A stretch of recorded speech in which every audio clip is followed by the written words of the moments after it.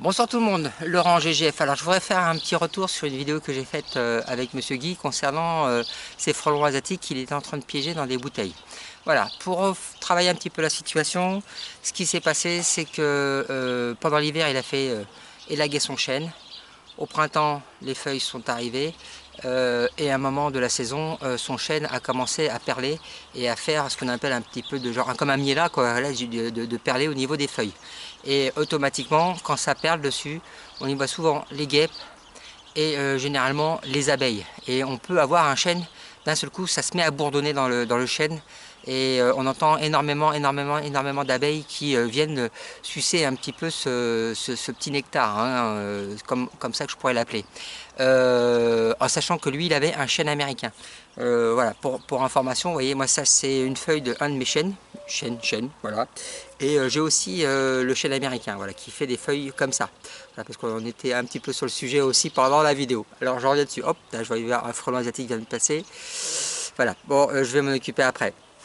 Voilà, alors ce qui s'est passé c'est que Monsieur Guy pensait avoir dans son chêne un nid de frelon asiatique. Et tellement qu'il avait de frelons en permanence. Normalement ça aurait dû être des abeilles. Il a commencé à mettre des pièges un petit peu en extérieur du chêne et il les a mis sur un autre arbre à côté, et au début il a piégé un peu de frelons européens et beaucoup de frelons asiatiques. Il a remis des bouteilles dans son chêne et là il piégeait énormément de frelons asiatiques et plus de frelons européens, parce que voilà, autour du chêne c'était vraiment l'asiatique qui avait la main mise sur le chêne. À savoir que voilà, si ça vous arrive, que vous avez énormément de frelons qui tournent, ça ne veut pas forcément dire que vous avez un nid. Là, ils étaient un peu comme au supermarché, ils faisaient leurs courses, mais ils n'étaient pas là, ils n'habitaient pas dans le chêne proprement dit. Alors, à la suite de ça, on a fait avec Guy, Monsieur Guy, une pesée. Je regarde ma femme en même temps qui est là-bas. On a fait une pesée. Et la pesée, on a compté à peu près 500 grammes d'insectes. Alors moi, je vais vous les repeser en direct parce qu'on a un petit peu moins, parce qu'on avait ce qu'on appelle une balance vintage. Et je vais vous faire voir un petit peu le poids qu'on a. Et en même temps, je vais prendre une petite poignée, je vais peser à peu près 5 grammes et on va se donner l'estimation de nombre de frelons qu'on a. Voilà la pesée en premier, le nombre de frelons qu'on peut estimer qu'il est piégé dans ces nombres de bouteilles, hein, sachant qu'on n'a pas fait toutes les bouteilles, on a fait une partie des bouteilles. Et à savoir que par rapport à la quantité que moi j'ai déjà calculée, je me dis c'est énorme. Il faut imaginer ça, une rotation comme ça sur un rucher, plus toutes celles qui reviennent en plus qui n'ont pas été piégées, ça fait beaucoup. Allez, à tout de suite, on va pour la pesée. Voilà, l'idée c'est que j'ai les frelons là qui sont dans le sachet. Je vais les mettre hop, dans une assiette. On va faire un petit peu de tambouille.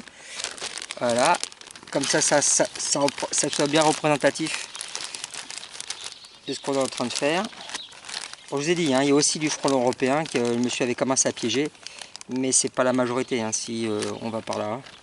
Vous voyez, hop, voilà, regardez un petit peu la montagne de frelons que ça peut faire. C'est énorme. Alors, voilà, là on a nos frelons. Allez, maintenant on va peser une assiette et peser celle-là pour avoir le nombre exact. Ah, quoique, j'avais quelques frelons que j'avais oubliés, qui étaient dans mon calcul de peser pour vous faire voir la suite de la vidéo. Hop, que je les oublie pas. Ça y est, c'est dans l'assiette. Allez, on continue. Voilà, j'ai mis l'assiette à 0 et je vais transvaser dans cette assiette là. Allez, c'est parti. Voilà, alors j'ai mis tous les frelons. Et vous voyez, on avait dit 500 grammes, et là on a un petit peu moins, on a 460 grammes de frelons en tout genre. Quelques européens, hein, ça c'est sûr, mais principalement de l'asiatique. Allez, maintenant on va détailler un petit peu en termes de poids sur une petite quantité pour voir ce que ça fait en nombre. C'est parti.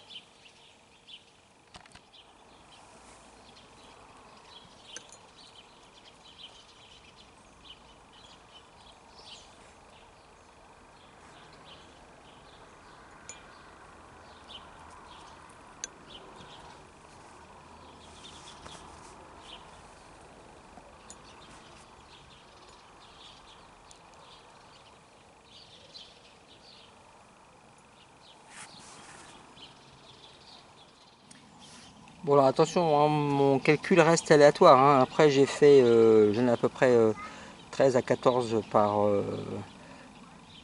ça s'appelle, par poids de 5 grammes, parce que j'ai fait 460 grammes divisé par 5, qui me donne 92, multiplié par 14, frelons à peu près de moyenne. Là il y en a un tout petit peu plus, j'en ai mis encore 2 de plus, parce que ça s'était modifié, mais en moyenne, bah, si on a 14, ça fait que là dans l'assiette, on a une moyenne de 1288 frelons.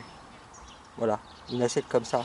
C'est-à-dire que quand vous videz une bouteille, quand vous videz 3 voire 4 bouteilles d'une certaine quantité, vous avez une moyenne de plus de 1200 frelons, quoi. C'est énorme. C'est énorme, énorme, énorme. Voilà. Vous pouvez imaginer la pression qu'on peut avoir sur les ruches avec des frelons comme ça. Allez, vous voyez, ma balançère bouge encore un peu.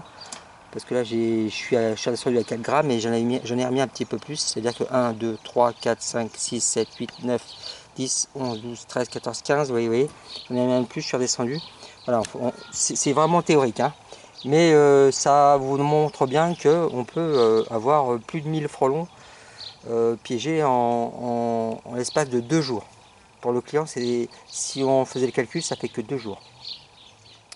Allez, je retourne la caméra.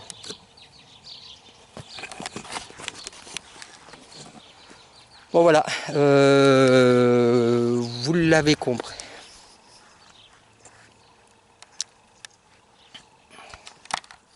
Bon voilà, vous l'aurez compris, le frelon asiatique, si vous avez un chêne qui a été taillé et que vous avez vraiment du frelon qui vient manger des petits, qui vient sucer un petit peu la sève qui en sort, des feuilles, n'hésitez pas à mettre des bouteilles.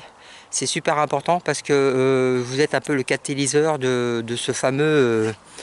de ce chêne, quoi, hein, concernant les frelons, et ce qui permet que si vous mettez des bouteilles, alors le monsieur avait mis cassis, bière brune, faites attention quand même, et ça a bien fonctionné. Voilà, n'hésitez pas aussi, même si pour vous, vous dites ben ça passera, le fait de les piéger, vous allez peut-être aider aussi un apiculteur comme moi, qui a un tout petit rucher et qui, voilà, encore un problème avec un frelon asiatique qui vient stagner devant les ruches.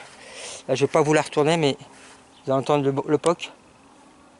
Hop, voilà. Et là, ce que vous avez entendu, c'est le frelon asiatique qui a tapé dans ma raquette de badminton. Voilà. POC. Je réécouterai ça au montage. Voilà. Si je vous le mettrai pas si on n'a pas entendu le POC. Voilà. Bon. Et c'est ça toute la journée, toute la journée, toute la journée. Alors, vous voyez que moi, j'en ai fait qu'un là. Et le monsieur, il en a piégé plus de 1200. Voilà. Imagine un petit peu. Merci à tous. Rien d'extraordinaire par rapport à un envolé de frelons. Là, c'était juste quelques petites infos. À bientôt, Laurent GGF.